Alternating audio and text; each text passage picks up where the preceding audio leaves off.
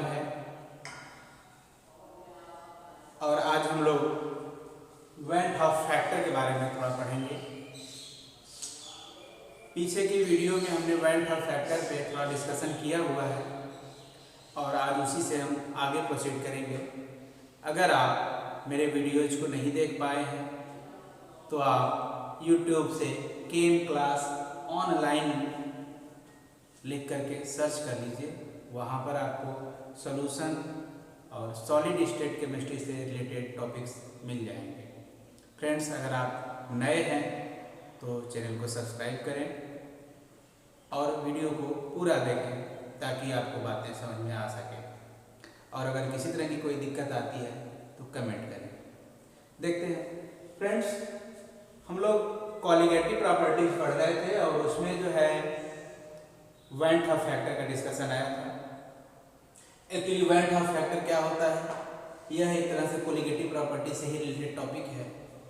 Actually जो colligative property होता है वो ऐसा प्रॉपर्टी है जो नंबर ऑफ सॉल्यूट पार्टिकल्स पर डिपेंड करता है, जैसा ऑलरेडी हम लोग डिस्कशन कर चुके हैं। लेकिन सॉल्यूट के केसेस में कुछ सॉल्यूट ऐसे होते हैं वो या तो एसोसिएट हो जाते हैं और या तो डिसोसिएट हो जाते हैं। ऐसे केस में जो कोलिगेटिव प्रॉपर्टी जैसे कि मोलर मास एक्सेट्रा निकालना हो तो उसकी वैल्यू डिफरेंट आ जाती है, ऑब्जर्व्ड और कैलकुलेटेड वैल्यू इक्वल नहीं आ पाती है। इसीलिए हम लोग जो है वेंट ऑफ फैक्टर के ऊपर डिस्कशन करते हैं। तो फ्रेंड्स, जैसे कि अगर हम लोग NaCl का एक्वस सॉल्यूशन लें तो NaCl क्या होता है कि यह Na प्लस एक्वस और Cl माइनस एक्वस में ब्रेक होता है। यह केस कैसा है? यह केस डिसोसिएशन का है।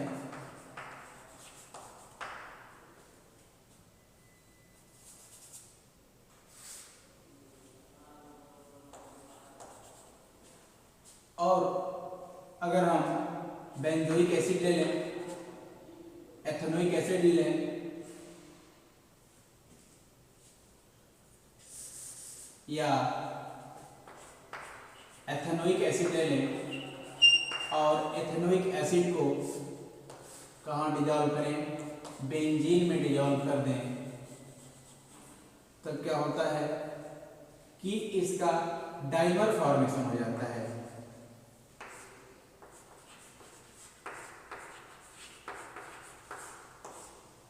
इसके डाइमर्स बन जाते हैं। इस तरह से यह केस कैसा है?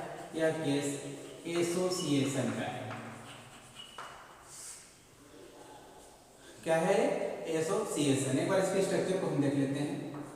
CH3 C double bond OH, ये one molecule of ethanoic acid और ऐसे ही second molecule of ethanoic acid. तो फ्रेंड्स, जब ये बेंजीन में जाता है तो ये ऑक्सीजन और हाइड्रोजन के बीच में हाइड्रोजन बॉन्ड्स बन जाते हैं। ये हाइड्रोजन बॉन्ड बन जाते हैं और इस हाइड्रोजन बॉन्ड की वजह से, इस हाइड्रोजन बॉन्ड्स की वजह से ये जो डाइमेराइज हो जाता है। तो जब ये डाइमेराइज हो गया तो नंबर ऑफ मॉलिक्यूल्स क्या हो गए? घट गए। और यहाँ पे डिसोसिएट हो गया तो डिसोसिएशन केस में नंबर ऑफ मॉलिक्यूल्स बढ़ गए। तो जो वेंट ऑफ फैक्टर है I, वो क्या होता है कि I equal to the observed colligative property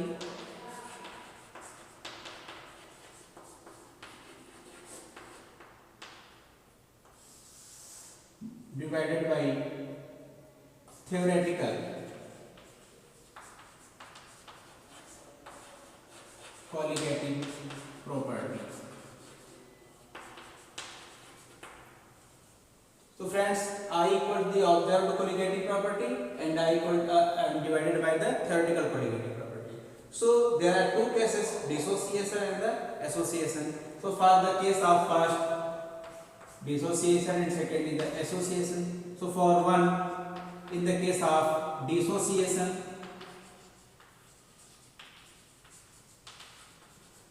dissociation की केस में क्या होगा, I equal to the observed colligative property will divided by the theoretical. So observed क्या हो रहा है डिसोसिएशन में, देखो ऑब्जर्व्ड क्या हो रहा है कि हमें 1 मोल NaCl लिया था, जो 1 मोल NaIN और 1 मोल Cl आयन में ब्रेक किया है। इसका मतलब टोटल मोल्स कितने हो गए यहाँ पे, 2 मोल्स हो गए। सो 2 एंड डिवाइडेड बाय थ्योरेटिकली हमने कितना लिया था, थ्योरेटिकली तो हमने 1 मोल लिया था, तो यहाँ पे क्या हो जाएगा 1, इसका मतलब कि I equal to the 2। So it is I is greater than 1। I क्या है, यह 1 से ग्रेटर है। सो डिसोसिएशन के केस में जो I होता है वो ग्रेटर देन 1 होता है, इसका ध्यान रखें। और सेकंड केस हमारे पास क्या है, सेकंड केस हमारे पास है एसोसिएशन का, उसको भी देख लेते हैं। सो एसोसिएशन के केस में क्या हो रहा है भाई, एसोसिएशन केस में आप देखिए कि 2 मॉलिक्यूल्स हमने एथेनोइक एसिड का लिया था और जो क्या हो गया कि डाइमेराइल होकर के 1 मॉलिक्यूल हो गया। तो इसको हम क्या मानेंगे, ये तो 1 हो गया हमारे पास, ये तो ऑब्जर्व हमको 1 का हो रहा है, लेकिन थ्योरेटिकल हमने कितना लिया था, 2 लिया था, इसलिए 1 divided by 2। So I equal to क्या होगा, I इक्वल टू 2। हमने लिया तो 2 मॉलिक्यूल्स है, लेकिन ये एसोसिएट होकर के 1 हो गया है। सो 1 डिवाइडेड बाई 2, इसका मतलब क्या हो गया कि I जो है वो लेसर देन 1 है, I क्या है, लेसर देन 1 है। सो यह केस क्या है, एसोसिएशन का है। सो फ्रेंड्स आपको ध्यान रखना है कि डिसोसिएशन केस में जो I है हमेशा 1 से ग्रेटर होता है और एसोसिएशन केस में जो I होता है वो 1 से लेसर होता है। इस तरह से वन थर्ड फैक्टर I निकलता है और I का फिर हम क्या करते हैं कि चाहे कोई भी कोलिगेटिव प्रॉपर्टी हो, चाहे आपको relative lowering of vapour pressure करना हो, चाहे आप फ्रीजिंग पॉइंट डिप्रेशन या बॉइलिंग पॉइंट एलिवेशन या ऑस्मोटिक प्रेशर, इन सारे केसेस में सिंपली I के वैल्यू से मल्टीप्लाई करना होता है। सो न्यूमेरिकल केसेस में कभी I दिया होता है, कभी कभी हमें निकालना होता है और कुछ और मेथड्स हैं जिसको हम लोग अपने तरफ से अप्लाई करेंगे। 1-2 न्यूमेरिकल्स भी लगाएंगे जिससे कि यह टॉपिक आपके लिए एकदम ईजी हो जाए। सो फ्रेंड्स पीछे की वीडियो मैंने दिया हुआ है कि कैसे I को मल्टीप्लाई करके हम लोग फार्मूले को अपने चेंज कर सकते हैं। आप इस वीडियो को अगर पीछे नहीं देख पाए हैं तो यहीं से पॉज करके पहले उसको देख लें, फिर आगे आते हैं। सो फटाफट आगे बढ़ते हैं, देखिए। सो हम शुरू करते हैं want a factor for weak electrolyte. Friends weak electrolyte के केस में आप जानते हैं कि वीक इलेक्ट्रोलाइट ऐसा इलेक्ट्रोलाइट होता है जो एक्वस कंडीशन में कंप्लीटली आयनाइज नहीं होता है। इसके कुछ पार्टिकल्स या मॉलिक्यूल्स आयनाइज होना रह जाते हैं, ये कभी भी कंप्लीटली आयनाइज नहीं होते हैं। एक्चुअली इसमें होता है क्या, इक्विलिब्रियम की केस अप्लाई हो जाती है। सो कुछ एसोसिएशन और कुछ डिसोसिएशन इसमें एक साथ चलते हैं, तो उसको हम लोग थोड़ा बाद में देखेंगे। फिलहाल अभी हम लोग देखते हैं कि किसी वीक इलेक्ट्रोलाइट के केस में वन हाफ फैक्टर क्या होगा। सपोज करें CH3COOH मींस एथेनोइक एसिड है, यह एक वीक इलेक्ट्रोलाइट है और अगर इसको हम लोगों ने वाटर में एक्वस कंडीशन में डाल दिया तो यह क्या होगा, आयनाइज होगा CH3COO- और H+ में। लेट अस सपोज दैट कि हमने इसको कितना ले लिया है, 100 ले लिया है, 100 मॉलिक्यूल्स ले लिया है, वैसा मान लेते हैं।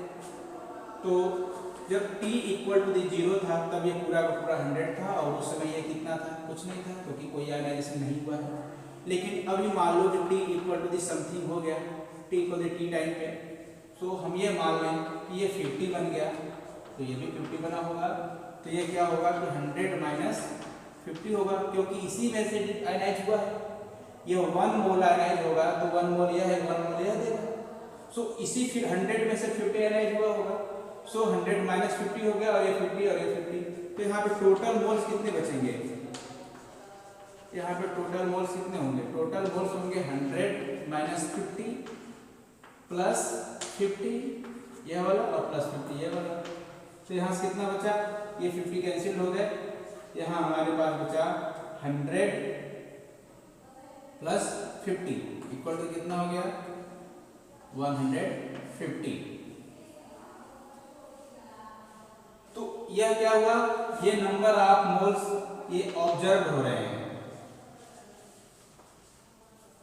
ये क्या हो रहे हैं, ऑब्जर्व हो रहे हैं। और जबकि हमने कितना लिया है, 100 लिया है। तो थ्योरेटिकली हमारा तो 100 है, लेकिन ऑब्जर्व कितना हो रहा है, 150। तो यहाँ से अगर हम लोग आई निकालें तो आई क्या होता है, ऑब्जर्व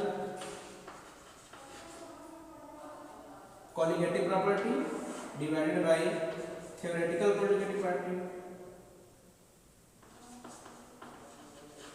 तो ऑब्जर्व कितना है, 150 और थ्योरेटिकल कितना है, 100। तो ये क्या हो गया, 1.5। कितना आ गया ये आई, 1.5। इसका मतलब ये हो गया कि यह केस कैसा है, यह केस डिसोसिएशन का है। तो सम टाइम जो है ऐसा भी क्वेश्चन आ जाता है कि I = इतना दिया हुआ है, तो यह केस कैसा है, एसोसिएशन हो रहा है वहां पे इलेक्ट्रोलाइट का, कि डिसोसिएशन हो रहा है। सो यहाँ से आप निकाल सकते हैं। सो फ्रेंड्स यहाँ पे आप देख लीजिए कि I क्या हो गया, 150/100 = 1.5। यह केस जो है डिसोसिएशन का है। अब हम लोग यह निकाल लें कि ये जो डिसोसिएशन है, dissociation constant Ka, dissociation constant Ka निकालने अगर हम लोग तो क्या होगा, Ka इस वीक इलेक्ट्रोलाइट का कितना होगा।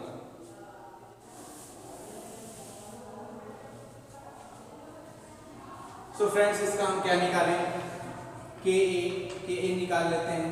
तो क्या होगा, CH3COO- H+ divided by CH3COOH ये होगा। अब ऐसा मान लेते हैं कि इसका हमने कितना लिया था, 1 मोल लिया था। तो कुछ समय बाद इसका क्या बना, ये अल्फा बना और ये भी अल्फा बना। इसका कंसंट्रेशन C अल्फा हम लोग कर लेते हैं। तो ये क्या हो जाएगा, 1 - अल्फा हो जाएगा। और इसका भी कंसंट्रेशन क्या होगा, C अल्फा होगा। तो यहाँ से वैल्यू रख दीजिए। तो C अल्फा इसके लिए, C अल्फा इसके लिए डिवाइडेड बाई C1 - अल्फा ये हो गया। इसको हटा दीजिए। सो इसको सॉल्व करते हैं तो C अल्फा स्क्वायर हो जाएगा हमारे पास और हो जाएगा C1 - अल्फा। यहाँ से C को कैंसिल करिए तो अभी क्या बचा, C alpha square by 1 - alpha. यह मिल गया हमारे पास Ka की value. So Ka = C alpha square by 1 - alpha. इसकी भी जरूरत हमें कभी कभी न्यूमेरिकल के केसेस में पड़ेगी, जब हम लोग कोई न्यूमेरिकल सॉल्व करेंगे। तो C alpha by alpha square by 1 - alpha. So friends यह जो है वीक इलेक्ट्रोलाइट के केस में डिसोसिएशन कांस्टेंट है Ka, जो C alpha square divided by 1 - alpha. अब आगे बढ़ते हैं। हम अब देखते हैं कि रिलेशन बिटवीन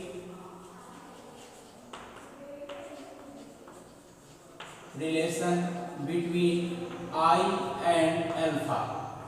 I और अल्फा में क्या रिलेशन है, I और अल्फा में क्या रिलेशन है। तो इसके लिए हमें क्या करना पड़ेगा, विजुअलाइज करते हैं।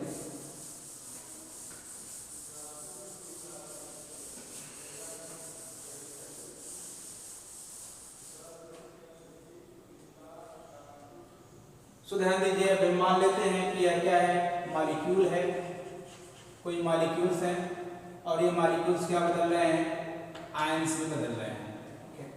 सो T टाइम = 0, जब टाइम 0 है तो यह कितना है, 1 है और उस समय ये कितना है, 0 है।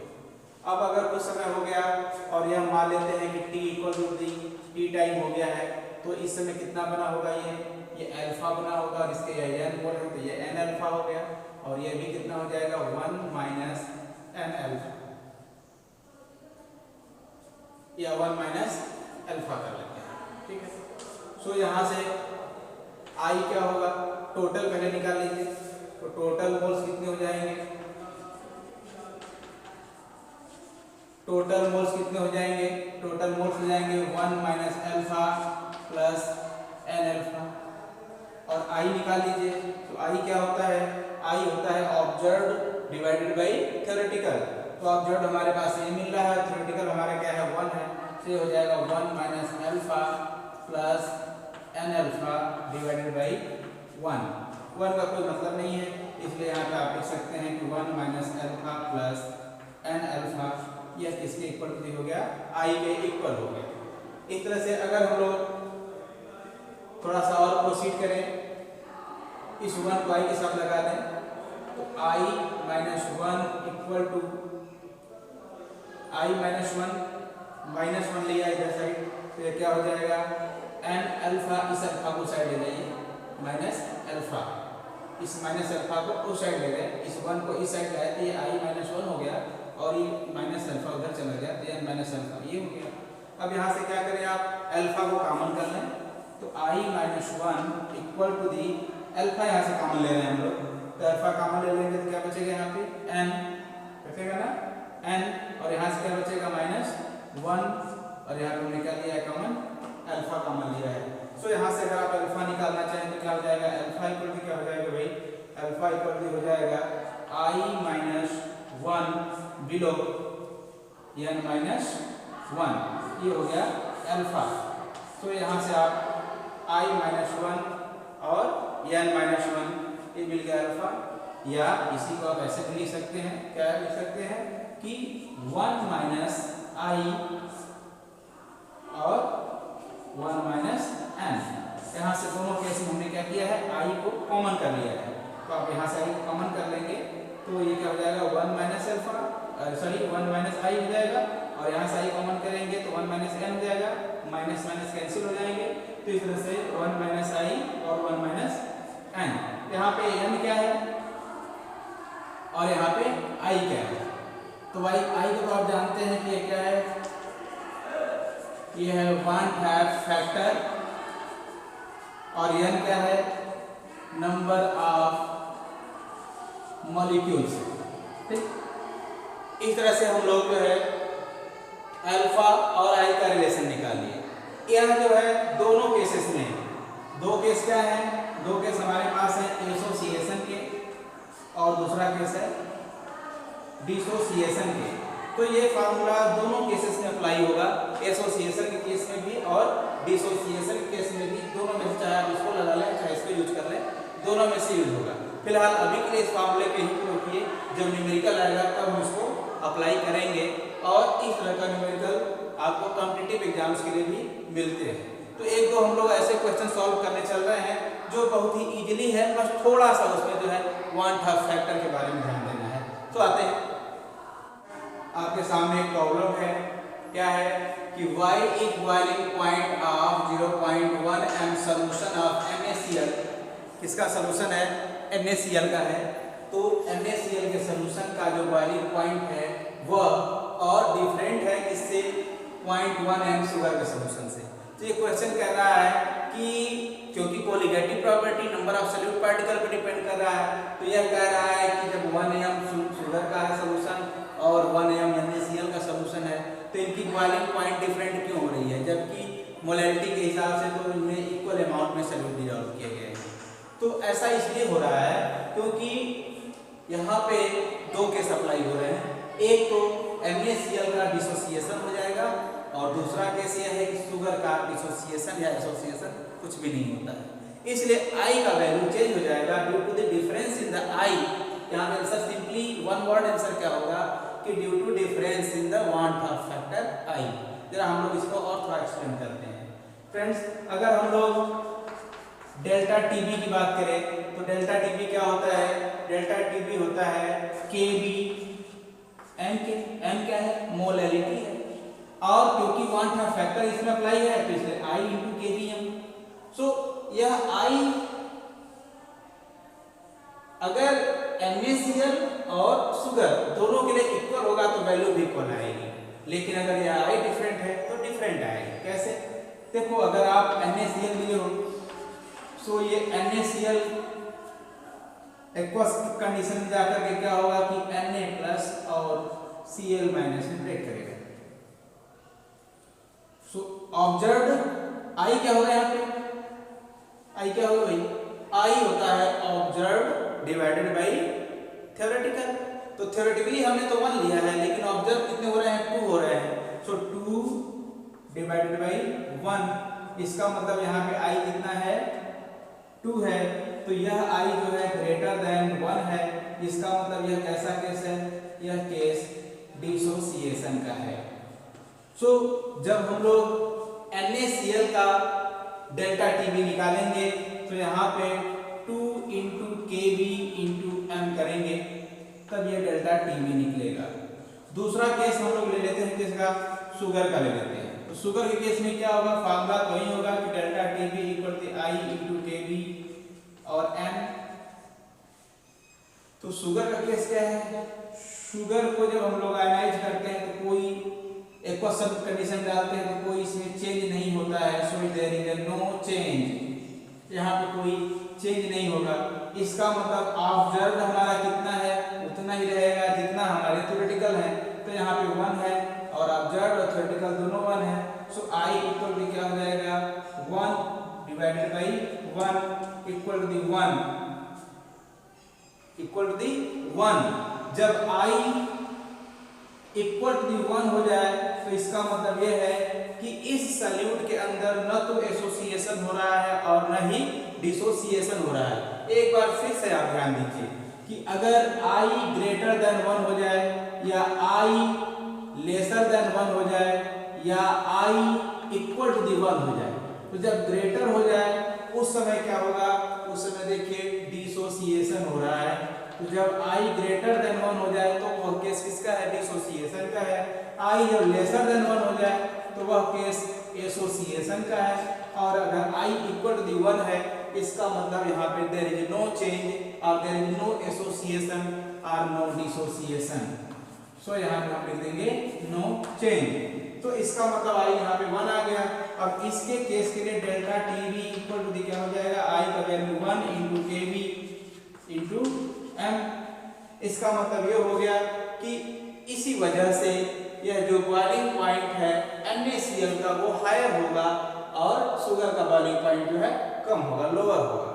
इस तरह से यहाँ पे हम लोग क्लियर हो गया हमारे साथ हम लोगों के डिस्कशन में कि NaCl का जो सॉल्यूशन होगा वह अधिक बॉइलिंग पॉइंट का होगा, जबकि शुगर के सॉल्यूशन का कम होगा। इसलिए हो रहा है क्योंकि NaCl का I का वैल्यू 2 है और शुगर के सॉल्यूशन का I का वैल्यू 1 है। तो फ्रेंड्स इस तरह से एक न्यूमेरिकल लगा। एक और हम लोग छोटा सा क्वेश्चन लेते हैं, देखते हैं।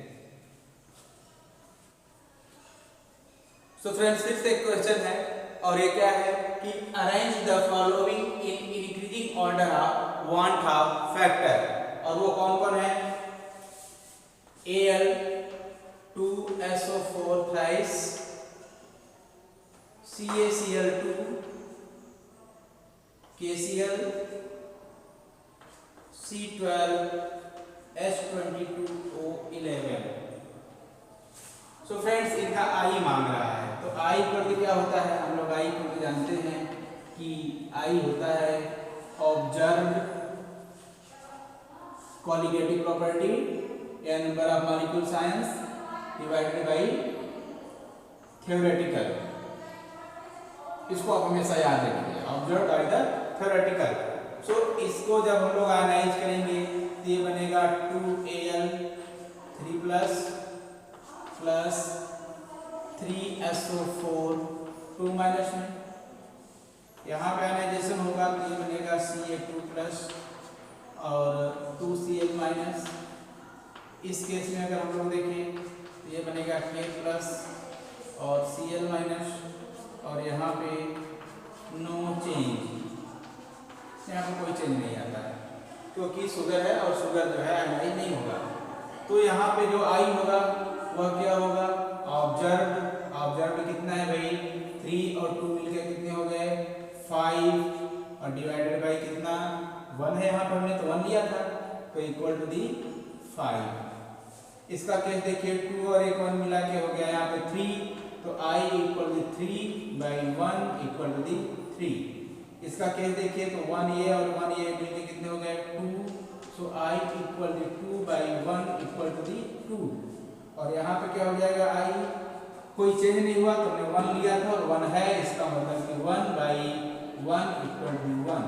इस तरह से हम लोग देखें कि Al2SO4 का जो आई है सबसे बड़ा होगा, CaCl2 का 3 होगा। इस तरह से आप अरेंज कर सकते हैं। इसमें क्वेश्चन और पढ़ा जा सकता है कि what of factor and boiling point. अब बॉइलिंग पॉइंट किसका सबसे ज्यादा होगा? बॉइलिंग पॉइंट जिसका आई ज्यादा होगा उसका ज्यादा होगा। सिंपली अरेंज हो गया। तो जिसका बॉइलिंग पॉइंट ज्यादा है, सॉरी जिसका आई ज्यादा है उसका बॉइलिंग पॉइंट भी ज्यादा होगा। और आई क्या है? वाट ऑफ फैक्टर। आई निकालने के लिए हम क्या करते हैं? Observed divided by the theoretical. So friends, इस तरह से आप सिंपली क्वेश्चंस को इजीली सॉल्व कर सकते हैं। इसमें ज़्यादा प्रॉब्लम नहीं है, ना आपको ज़्यादा सोचना है। बस थोड़ा थोड़ा अपना दिमाग लगाते रहिए, पढ़ाई करते रहिए। वीडियो आपको समझ में आ रहा है, अच्छा लग रहा है तो लाइक करिए, शेयर करिए, कमेंट्स करिए, और जैसा भी कोई आपका सजेशन हो वो भी बताइए। हम कोशिश करेंगे उसको समय से रिमूव करने की। और आगे भी हमारी वीडियोज जारी रहेंगी। आप हमारे यूट्यूब चैनल केन क्लास ऑनलाइन पर जाकर के आप उससे रिलेटेड, केमिस्ट्री से रिलेटेड टॉपिक्स को सर्च करते रहिए। और आपका बहुत अच्छा रिस्पांस और प्यार मिल रहा है, इसके लिए आपको बहुत बहुत धन्यवाद। और आगे के भी अभी हम लोग कुछ एक और न्यूमेरिकल लेकर आते हैं जिसको अभी सॉल्व करेंगे। देखते हैं।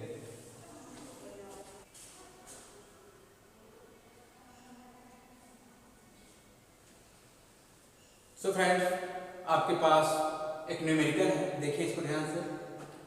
19.5 ग्राम ऑफ फ्लोरोइथेनोइक एसिड CF(CH2FCOOH), ये फ्लोरोइथेनोइक एसिड है, is dissolved in 500 gram means 0.5 kg of water.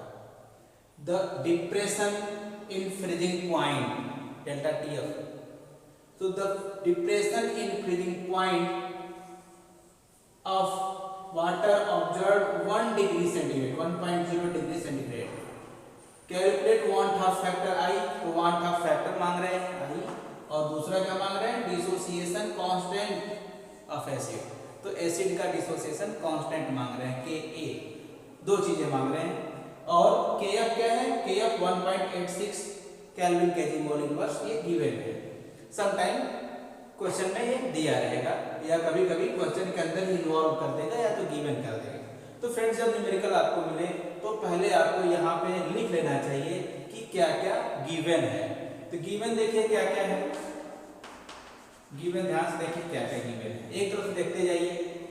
देखिए इसमें दो चीजें हैं, सॉल्वेंट है और सल्यूट है। तो हमने आपको बताया था कि सॉल्वेंट का केस आप 1 रखें या बी, ए रखें, और सल्यूट का केस हमेशा 2 रखें या तो बी रखें। तो सॉल्वेंट, कितना सॉल्वेंट है भाई? सॉल्वेंट का अमाउंट W1 हो जाएगा। तो W1 इक्वल टू 500 ग्राम है, इक्वल टू 0.5 kg। और यह क्या है? यह सल्यूट है CH2FCOH फ्लोरो एसिड। तो ये हो जाएगा W2 इक्वल टू कितना है? 19.5 ग्राम है, ये हो गया। अच्छा, और freezing point of water observed 1.1 degree centigrade, ये क्या है? डेल्टा TF है। So delta TF equal to 1.0 degree centigrade, ये मिल गया। सो यहां से हम लोग M2 निकालना है, क्योंकि ये क्या मांग रहा है? वांट ऑफ फैक्टर मांग रहा है। तो वांट ऑफ फैक्टर में क्या होगा कि हम लोग मोलर मास निकालेंगे। तो मोलर मास ऑब्जर्व निकलेगा, यहाँ जो निकलेगा वो ऑब्जर्व निकलेगा। और यह फार्मूला दिया हुआ है, इस फार्मूले के हिसाब से हम लोग मोलर मास निकालेंगे, कैलकुलेट कर लेंगे। जैसा कि मोलर मास कैलकुलेट करते हैं हम लोग एक एक एटम का मास। तो सम ऑफ द एटॉमिक मासेस, तो जब सम ऑफ एटॉमिक मासेस करेंगे तो मोलर मास भी निकलेगा। तो वो क्या होगा? हमारा कैलकुलेटेड होगा या थ्योरेटिकल होगा। तो ऑब्जर्व्ड और थ्योरेटिकल को डिवाइड करेंगे तो वहां से हमको I मिलेगा। तो पहले हमको क्या चाहिए? M2 चाहिए। तो M2 के लिए हम क्या फार्मूला लगाते हैं? हम लोग जो है डिप्रेशन इन फ्रीजिंग पॉइंट का फार्मूला लगा लेंगे। तो हमको क्या मिलेगा कि delta TF equal to the I into KF 1000 W2 M2 W1। यहाँ से हमको M2 निकालना है, तो हम M2 इधर ले लेते हैं। सो m2 इक्वल टू क्या हो जाएगा kf w2 1000 below delta tf और w1, तो डेल्टा tf इंटू w1। अब वैल्यूज रख दीजिए, तो वैल्यूज रख देते हैं हम लोग। kf दिया हुआ है, kf नीचे दिया हुआ है, तो हो जाएगा 1.86 इंटू आई,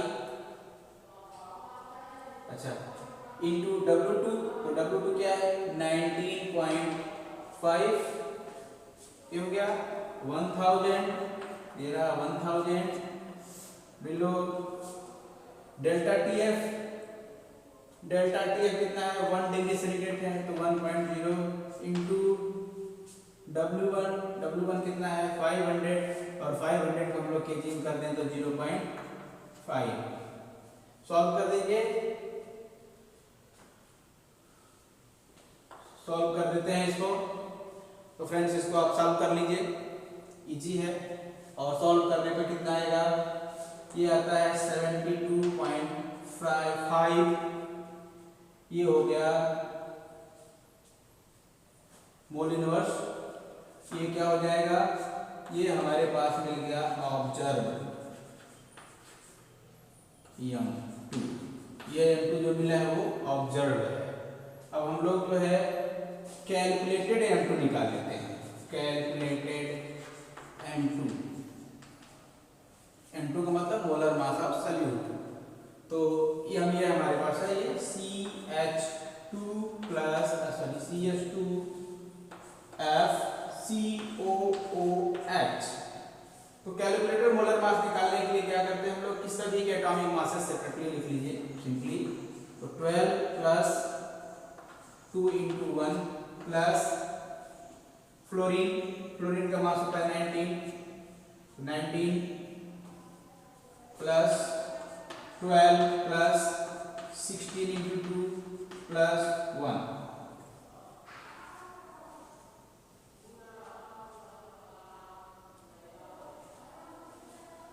सो ये कितना हो जाएगा 12 plus 2 plus 19 plus 12 plus 32 plus 1 equal to the 78 आएगा। ये हो गया 78। तो हमें आई यहाँ सब मिल जाएगा। आई इक्वल टू क्या होता है, observed molar mass divided by theoretical molar mass. तो ऑब्जर्व कितना है भाई, ऑब्जर्व तो हमने निकाला था ना भी, ऑब्जर्व हमने निकाला था यहाँ पे। तो ये है ऑब्जर्व, ये है 72.5 और कैलकुलेटेड हमारा कितना रहा है 78.0 इक्वल टू दी, इसको आप सॉल्व कर दीजिए तो इक्वल टू दी आ जाएगा 1.073, ये आ गया आई की वैल्यू। सो फ्रेंड्स हमको यहाँ पे डिसोसिएशन निकालना है, डिसोसिएशन कांस्टेंट निकालना है। तो इसके लिए हमको पहले क्या निकालना पड़ेगा, इसके लिए हमको पहले निकालना पड़ेगा डिग्री ऑफ डिसोसिएशन। तो यहाँ से निकाल लेते हैं degree of dissociation, degree of dissociation of acid. तो हमारा एसिड कौन सा है, ये है CH2FCOOH, यह डिसोसिएट हुआ होगा CH2FCOO minus plus H plus में। अब हम मान लेते हैं कि T इक्वल टू दी 0, जब टाइम 0 था तब ये कितना था, C था, तब ये कितना था 0 था, ये भी 0 था। लेकिन जब टाइम समथिंग हो गया T इक्वल टू T पे, तो ये कितना बन गया, ये अल्फा बन गया, ये भी अल्फा बन गया, इसका कंसंट्रेशन C अल्फा, इसका कंसंट्रेशन C अल्फा, और ये बन गया C1 माइनस अल्फा। अब टोटल टोटल कितने हो गए, सी 1 माइनस अल्फा, ये अल्फा है, C 1 minus alpha plus C alpha plus C alpha, ये हो गया। सो क्या बचा अपने पास, ये हो जाएगा सी अल्फा कैंसिल हो गए, तो ये हमारे पास बचेगा सी 1 प्लस अल्फा, ये बचेगा सी 1 प्लस अल्फा।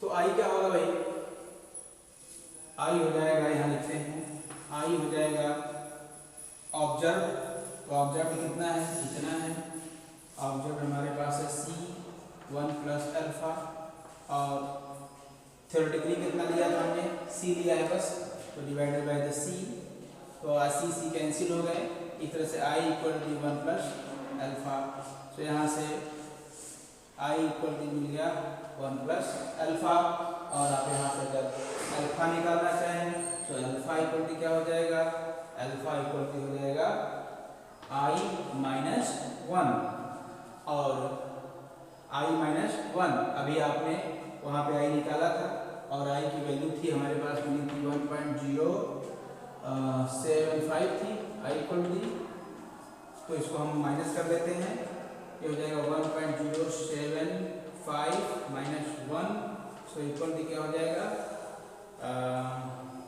इसको माइनस किया तो ये बचेगा बस 0.075, ये बचा हमारे पास अल्फा, तो ये अल्फा मिल गया। लेकिन हमको क्या निकालना है, डिसोसिएशन कांस्टेंट निकालना है। तो डिसोसिएशन कांस्टेंट क्या होता है भाई, देखिए डिसोसिएशन कांस्टेंट के लिए हमको क्या चाहिए, हमको डिसोसिएशन कांस्टेंट के लिए के लिए हमको निकालना पड़ेगा सी अल्फा स्क्वायर।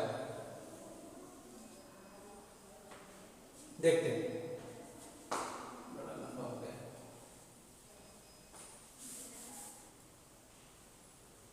सो हमें निकालना क्या है, डिसोसिएशन कांस्टेंट के ए निकालना है। तो एक बार फिर से हम लोग डिसोसिएशन कांस्टेंट के ए निकाल लेते हैं। देखिए CH2FCOOH, ये डिसोसिएशन हो रहा है इसका, और CH2FCOO minus plus H plus, इसमें ब्रेक किया होगा। अगर हम लोग इसको मान लें, अभी इसके पीछे हमने निकाला है उसको, हालांकि तो के ए इक्वल टू क्या आया था, आप देख लीजिएगा, वीडियो को पीछे से बैक कर लीजिए, रिवर्स कर लीजिए, इसी वीडियो में यह है। तो के ए इक्वल टू आएगा हमारे पास c alpha square by 1 minus alpha, ये आता है डिसोसिएशन कांस्टेंट के ए की वैल्यू। अभी इलेक्ट्रोलाइट के केस में ऐसा आएगा, अभी हम लोगों ने पीछे निकाला है, आप वहाँ से देख सकते हैं। तो ये हो गया। अब यहाँ पे हमको अल्फा की वैल्यू तो मालूम है, देखिए ये अल्फा हम लोगों ने पहले निकाल चुका है, लेकिन हमें सी नहीं मालूम है। ये सी क्या है, कंसंट्रेशन है। कैसा कंसंट्रेशन है, मोलर कंसंट्रेशन, तो इसलिए हमको सी निकालना पड़ेगा। तो सी इक्वल टू क्या हो जाएगा भाई, सी इक्वल टू हो जाएगा W2 सेल्यूल का मास, M2 molar mass into V मैंने वॉल्यूम। तो W2 गिवन था, यहाँ हम लोग लिखे थे, ओमिट गया है। तो W2 इक्वल टू कितना था, 19.5, और M2 इस साल का हम लोग निकाला था, तो कितना आया था कैलकुलेटर वाला, 78 से हो गया 78, कितने में डिवॉल्व किया है, 0.5 ग्राम में डिवॉल्व किया है, 0.5। इस तरह से इसको आप सॉल्व कर दें, तो इसको जब सॉल्व कर देंगे तो 19.5 टू जब होता है 78, और ये फिर इक्वल हो जाएगा 0.5। इस तरह से जो है सी मिल गया 0.5। अब के ए निकाल सकते हैं लोग इजीली, तो के ए इक्वल टू 0.5 इंटू, ठीक है, इंटू अल्फा ये है 0.075 का स्क्वायर बाई 1 माइनस अल्फा, फिर वही 0.075, यहाँ पे 3 भी है, चाहे लगा भी लें, वैल्यू कोई बहुत ज़्यादा अंतर नहीं खाएगा। एक तरह से इसको सॉल्व करना पड़ेगा, और जब इसको हम सॉल्व करते हैं तो के इक्वल टू आ जाएगा हमारे पास 3.06 इंटू 10 टू पावर -3। इस तरह से आप के ए को निकाल लेंगे। के इक्वल टू 3.06 6 इंटू 10⁻⁻3। एक तरह से फ्रेंड्स जो है स्टेप वाइज चलना पड़ेगा हमको, 1 बाई 1 स्टेप लेकर के चलेंगे तो ही आप कर पाएंगे। देखिए यहाँ पे के इक्वल टू क्या है, ये डिसोसिएशन कांस्टेंट है, C alpha square by 1 minus alpha. ये कैसे आता है, आपने यहाँ पे इक्विलिब्रियम कांस्टेंट के केस में आप देखेंगे अगर तो ये बनेगा CH2 FCOO माइनस और यहाँ पे बन जाएगा H plus divided by the CH2 FCOOH।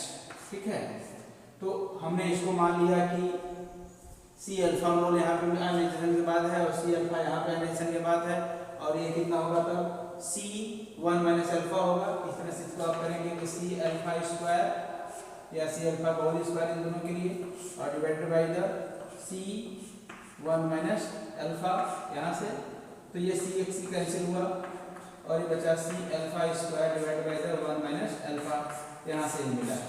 ठीक है, तो फ्रेंड्स यहाँ से आप इसको, तो कुछ चीज़ों को आप हर बार सॉल्व करके अपना टाइम ना लॉस करें, कुछ चीज़ों को आप ध्यान रखें कि यहाँ पे क्या वैल्यू आती है और इस तरह से आप इसको इजीली कर सकते हैं। ठीक है, तो आप अपने तरफ से चीज़ों को थोड़ा मेमोराइज करिए, उसको पढ़िए और कोशिश करिए कि आप इजीली सॉल्व करें।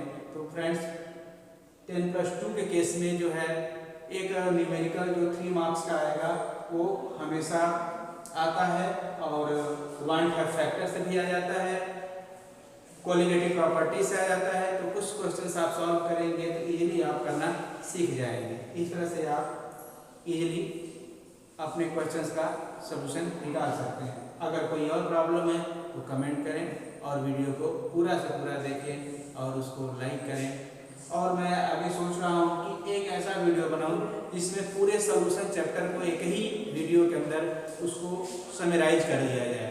तो अगली वीडियो मेरी आएगी जिसमें हम लोग पूरे सॉल्यूशन को हम लोग ब्रीफ में एक ही चैप्टर के अंदर समराइज करेंगे। फ्रेंड्स ये वीडियो थोड़ा लंबा हो गया है, इसको पूरा देखिएगा और